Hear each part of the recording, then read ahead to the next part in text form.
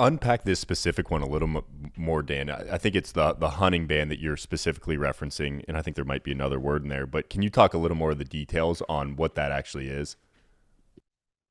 The way that they've got it written, and it specifically defines trophy hunting in the measure, not in the ballot title, but in the measure, where it says trophy hunting is defined as intentionally killing, wounding, and stalking, pursuing, or entrapping a mountain lion or bobcat. If that's set in statute, where they define trophy hunting as hunting, there's not another place in the country that trophy hunting is defined.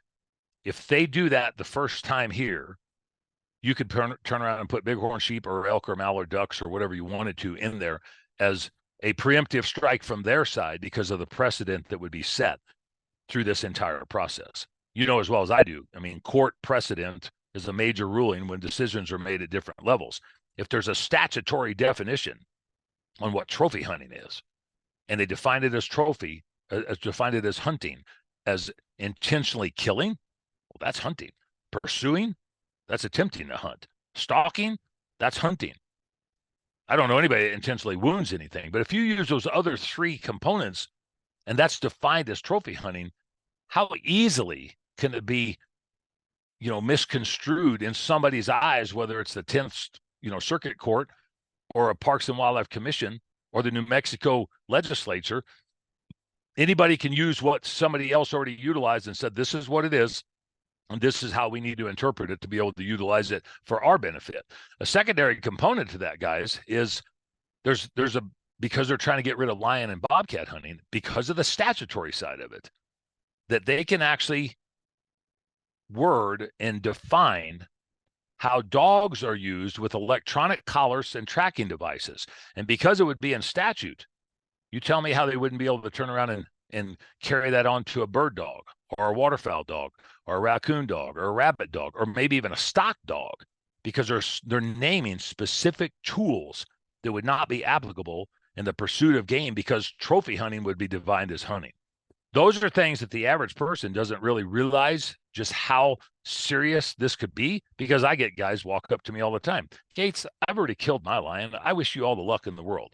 Or I don't hunt mountain lions. I'm a bird hunter. You start letting them read the language, and then they get this light bulb that comes on above their head, and they're like, well, how could this not affect me somehow? That's where we're trying to get that message out, to where it's not a Colorado issue.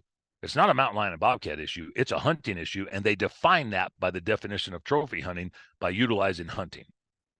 So bottom line is, this is a way to get their foot in the door and create legal and, I guess, legislative precedent that other entities could then use and add on to make it even more restrictive. Is that a fair assessment? That's a fair assessment, and it's broken down so simplistically in the language of the measure that when you read it, you just, if you have open eyes and you take mountain lions and bobcats out of it, there's no way, shape, or form that can be any other thing than a camel nose under the tent or to get their foot in the door.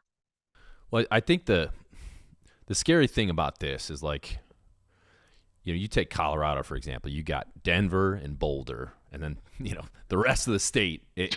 Denver and Boulder are not kind of indicative of Colorado, but from a pure population standpoint, unfortunately, they are the majority population. But when you actually look at the state, it's people like you, Dan, that are the real people in Colorado where this affects. So I think there's real danger in allowing a special interest group that is bankrolled by some billionaire, probably funding this initiative for a personal issue that he or she, says is, all right, this is going to be the hill I die on. Here's $1 billion. Go fight this fight. And then you get a bunch of people in Boulder and Denver that will never be, backcountry hunting, or they will never. Someone in Denver is not going to feel the effects of wolves getting introduced into the ecosystem, right? A rancher is gonna experience that when his cattle are getting shredded to pieces in the middle of the night, and then he can't defend them because he's got to worry about some fine he's going to get if he shoots a wolf. Those are the people that are actually affected. But the people in Denver and Colorado or in Boulder have all the power because they're the majority of the population, and it's just, I mean, it's a real, aside from just this. the ballot initiative in general is a pretty dangerous thing because, some voter's going to walk up with very little context and look at some checkbox in the quick paragraph or whatever that's underneath it and say, oh, that sounds good. Yeah, I'm against that. And they have no idea. So that's the scary thing for me. And I don't know what the solution is, but something you said I thought was interesting. I think you said there's 1,100 biologists and scientists, at the state level, that their only job is to manage, the 961 species you talked about. And I would imagine, I think we can make the conclusion likely that the people on the far left are the ones pushing this initiative, and the people who tend to lean right likely want to preserve the ability to hunt and that sort of thing. I think that's a fair general assumption to make. I would guess, though, a lot of those biologists and scientists are probably left leaning, but they're also scientists, so they know the science and they can probably remain objective from a biological issue. So it's weird. Where do they come into play? Because as I'm seeing this, they have no say in this. When there's 1,100 biologists, why would they not be leveraging and let's say the governor and these people, are they not leaning on those people, again, who probably most of them share their own party affiliation? I'm gonna guess of those 1,100, 800 of them are probably Democrats. That's just a guess. So why would not the governor go to his own people who are the experts and say, hey, we want to do this, but this is ideologically driven, but you're the scientist. What is this actually going to do? What's the chain of events that's going to occur here? Now, I know I'm dreaming. That's never going to happen because that would be logical and rational and, trying to be objective and, you know what I mean, which our politicians are not. But what say, if any, do these 1,100 scientists have? And can we get them more in the mix? Are they being vocal about this? Are they even allowed to be vocal about it? No. And just for correction, I mean, it's 1,100 employees with 350 scientists. But interesting enough, we've got more scientists in the Colorado Parks and Wildlife Agency than a lot of game agencies have employees. I mean, to stop and think that we have more than what they do total employees. But they have a gag order. I mean, the director can't say anything. The executive director can't say anything. The leadership team can't say anything. The scientists can't say anything. If you listen to what they say, they have no position, because neutral is a position. They're not pro, they're not con, they're not neutral. They have no position because they were told you don't have a position. Those are the things that are hard for us to deal with when the animal rights extremists know full well that they don't have to go against the science themselves, because the scientists can't say what they know and what they've studied and what they've documented and what they've compiled and what's peer reviewed. They know that the opposition to their efforts will not sit anything other than idle on the sidelines, because the governor, who they work at the pleasure of, has decided they won't take a stand on this. And those are the hardest things that we have to deal with. But that's not uncommon. They're doing it in Washington right now. They're doing it in Oregon right now. There's things that have happened in California, most recently, New Mexico. You look at other Western states, whether it's Utah or Nevada or Arizona or Idaho, there's nuances to all of this that are working and churning like a great big lobster in a pot that somebody's going to get boiled at some point in time, because the demographics are changing so much since COVID started, and people are mass exodus out of different states and moving to other places, taking their ideologies, electing other people in there. It just so happens that Colorado started about 20 some odd years ago. But if you have leadership, politicians that have brought politics into wildlife management for an agenda, and then won't let the scientists profess the science, that's it. What else is that besides obstruction? What is it besides agenda-driven tactics to turn around and accomplish what you or what your husband actually wants?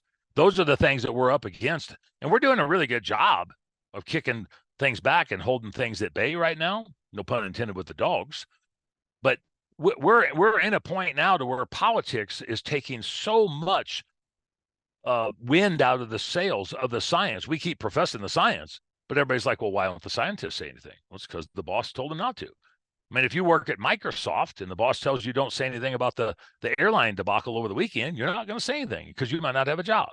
If you work at Walmart and you don't like the way things are being imported from China, you probably aren't going to say anything because you might not have a job. These are the same positions that our scientists are in. They know the facts, they know the data, they know the statistics, they know the boots on the ground experience. and they can't say it because they've been told to shut the hell up.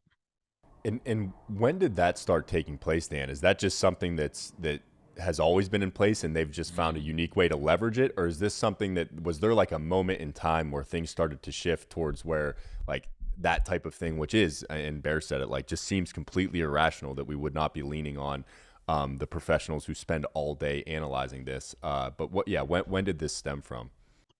1992, Initiative 10 in the state of Colorado banned the spring bear hunting with baits and hounds. So we just have fall spot and stalk bear hunting. That was an initiative. 1996, we had Amendment 14 that banned trapping in the state of Colorado. Both of those were under Governor Romer at the time, and Governor Romer took the same stance of what this individual, Governor Polis, is, that you won't speak. When Governor Romer was out and Governor Owens, a Republican, the first Republican governor that we've had in 56 years in the state of Colorado, he came out and things were a little bit more lenient. He cared about wildlife, but it wasn't a passion of his to where he was going to try to stop it all. That was the last Republican governor that we had. That was the first one that we had in many, many decades.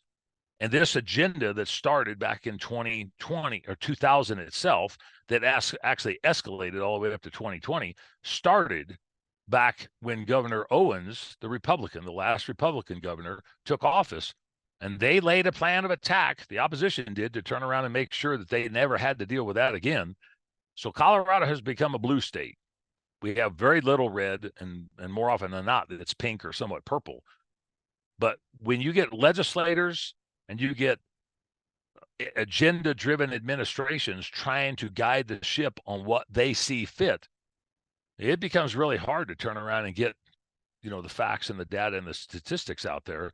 And keep in mind, I want to say this because underneath this administration, our opposition tried these tactics through the Colorado Parks and Wildlife Commission in 2020, 2021, and 2022.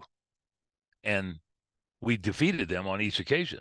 In 23, we defeated them at the Colorado State Legislature. And I can tell you, the only option that they had was to turn around and come back in this level with the ballot initiative. But we beat them on every other playing field, even with this governor and even with the appointments that he made in those positions and even with an unfavorable legislature. And now we're dealing with this, and this is something that other Western states ought to pay real close attention to, because it happens by people moving into state with different ideologies, putting people into office with different mentalities and agendas, and then not being able to turn around and get the facts and the data and the statistics out there that is necessary. And that's why we have these agencies.